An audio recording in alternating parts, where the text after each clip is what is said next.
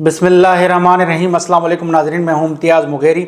आप देख रहे हैं मेरा यूट्यूब चैनल। आपसे गुजारिश होगी मेरे यूट्यूब चैनल को सब्सक्राइब करें ताकि आने वाले दिनों में वीडियोस बर वक्त आप तक पहुंच सकें। आज बात करेंगे इंतखाबात के बाद के मराइल की, और अब तक हुकूमत साजी के हवाले से कोई जमात आगे नहीं आई। 8 फरवरी को ये इंतखाबात हुए थे जिसमें बदतरीन धांधली सामने आई है, और जो उम्मीदवार जीत गए हैं उनकी जीत को हार में तब्दील किया जा रहा है और किया गया भी है, और जो हारे हैं उनकी हार को कामयाबी में तब्दील किया गया है। शाहिद खाकान अब्बासी ने कहा है कि फॉर्म 45 बाद में आए, फॉर्म 47 पहले आए। ये भी एक अचंभे की बात थी और ये एक हैरानकुन बात थी। साथ साथ मौलाना फजल रहमान ने जो इंकशाफात किए हैं उसके बाद उन्होंने इंतखाबात पर अदम एतमाद का इजहार किया, और उन्होंने कहा कि जनरल बाजवा और दीगर अफसरान ने उनको कहा कि वो अदम एतमाद लेके जाएँ। तहरीक इंसाफ के चेयरमैन इमरान खान की हुकूमत गिराएँ, वो उस हक में नहीं थे। और ये इंकशाफात के बाद, इन इंकशाफात के बाद पीर साहब पगारा ने भी बड़े इंकशाफात किए। उन्होंने कहा गया कि GDA को ख़त्म कर दें, फंक्शनल लीग को इत्तेहादी बना दें, आसिफ जरदारी की पार्टी पीपल्स पार्टी के साथ आप हुकूमत में जाएं। उन्होंने इनकार कर दिया, और उसके बाद कहा गया उन्हें कि आपकी जमात के आगे 0 होगा और MQM के आगे 15 होगा, और वही हुआ।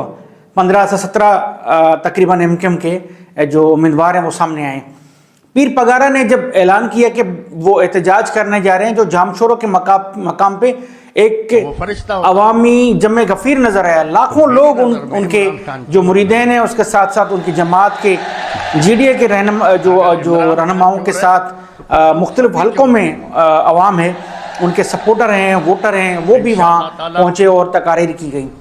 पीर साहब पगारा ने और तमाम रहनुमाओं ने इन इंतखाबात को मुस्तरद किया और ये कहा कि ये इंतखाबात एंटी स्टेट हैं।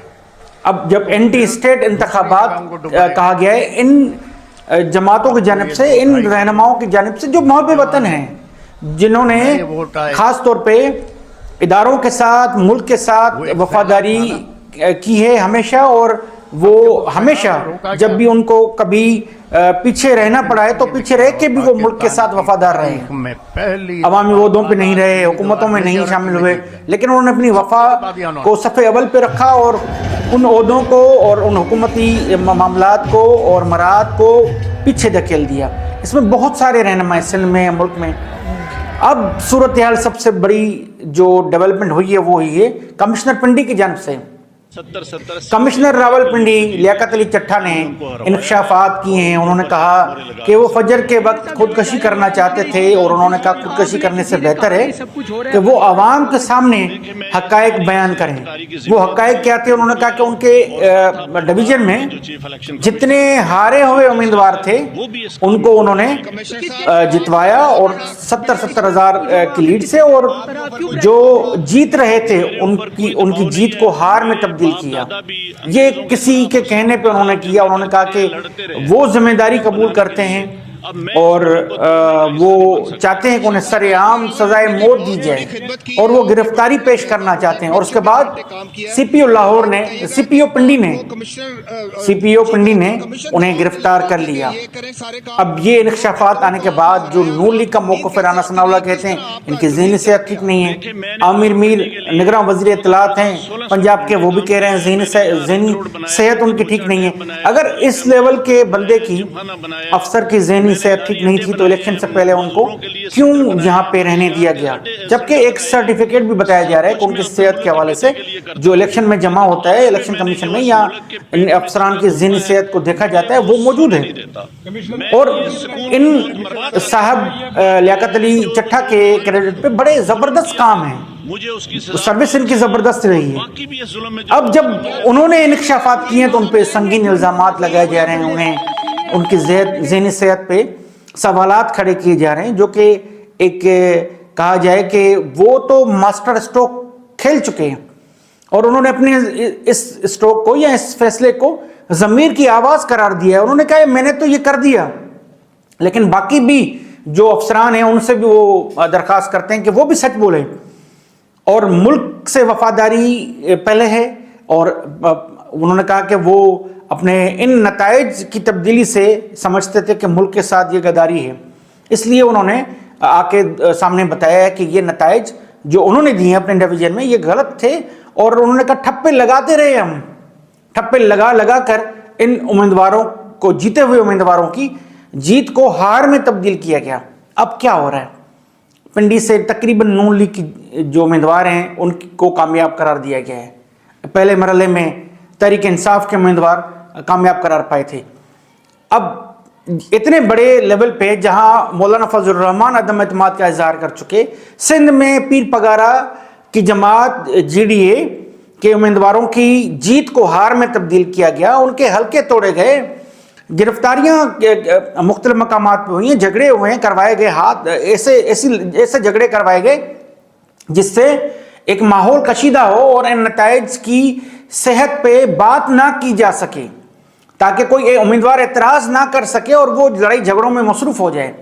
اس طرح کے پلانس بنائے گئے، اور اب جب پنڈی سے یہ آواز آئی ہے سامنے اور یہ کہا گیا کہ یہ نتائج تبدیل کیے گئے، اور وہ ایک افسر جس کا کیریئر ہے اور وہ ریٹائر بھی چلے کچھ وقت میں ہو جائے گا، لیکن انہوں نے گرفتاری پیش کر دی اور ایک اعتراف جرم کر لیا۔ اب ان انتخابات کی جو اہمیت ہے اور جو اس کی خاص طور پہ حکومت سازی کے مراحل ہیں، اس میں کیا معاملات آگے بنیں گے؟ جب حکومت اگر کوئی بن بھی جاتی ہے تو اس کی کیا اہمیت ہوگی، کیا حیثیت ہوگی؟ جبکہ ہر حلقے میں احتجاج ہو رہا ہے۔ آج ملک بھر میں PTI کے اراکین نے احتجاج کیا ہے، وہ کیونکہ ان کامیاب ہوئے ہیں، ان کی کامیابی کو ہار میں تبدیل کیا گیا ہے۔ ریحانہ امتیاز ڈار ہیں، وہ کہتی ہیں کہ وہ حلف لیتی ہیں کہ ان کے پاس جو فارم 45 ہے وہ صحیح ہے۔ انہوں نے خواجہ آصف کو چیلنج کیا ہے، انہوں نے کہا وہ ماں ہیں، وہ کسی بھی سیاسی جماعت میں نہیں رہی تھی، لیکن ان کے بیٹوں پہ جب جبر ظلم ہوا تو وہ انتخابات لڑنے کے لیے آئیں۔ انہوں نے کہا جتنا ووٹ ہے سیالکوٹ میں وہ تحریک انصاف کے چیئرمین عمران خان کا ووٹ ہے، اور انہوں نے خواجہ آصف کو چیلنج کیا ہے کہ وہ اب بھی اس انتخاب کے بعد بھی خواجہ آصف کے سامنے مقابلہ کرنے کے لیے تیار ہیں۔ آنے والے دنوں میں دیکھنا ہوگا کہ کیا ہوتا ہے، کون حکومت بناتا ہے، اور اس حکومت کی جو ساکھ ہوگی ملک کے اندر اور ملک کے باہر، کیونکہ ملک کو اس وقت استحکام کی ضرورت ہے، سیاسی استحکام کی ضرورت ہے، جس سے معاشی استحکام آئے اور عوام کی جو فلاح بہبود ہے، روزمرہ کے معاملات ہیں وہ چل سکیں، مہنگائی عروج پہ ہے اس میں کمی آ سکے اور عوام سکھ کا سانس لے سکے۔ کیا یہ انتخابات دوبارہ ہوں گے، یا یہ انتخابات جو نتائج، جو حقیقی نتائج ہیں ان کو تسلیم کر کے اس جماعت کو حکومت بنانے دی جائے گی جو اس میں جس کو عوام نے جتوایا ہے؟ نہ صرف کہ ملک کے دیگر صوبوں میں اور خاص طور سندھ میں بدترین دھاندلی کی گئی ہے، بدترین دھاندلی کے شواہد موجود ہیں۔ تو اس حوالے سے جو GDA کا احتجاج ہے اس پہ کیا ہوگا، اس پہ کیا سندھ میں ان نتائج کی صحت کو دوبارہ جانچا جائے گا، یا سندھ میں دوبارہ انتخابات کروائے جائیں گے، اور ملک کے لیول پہ کیا فیصلے ہوتے ہیں آنے والے دنوں میں میں رکھوں گا آپ کو ملکی سیاسی صورتحال دیگر معاملات سے باخبر۔ ملتے ہیں نیکسٹ ویڈیو میں، تب تک کے لیے اللہ حافظ۔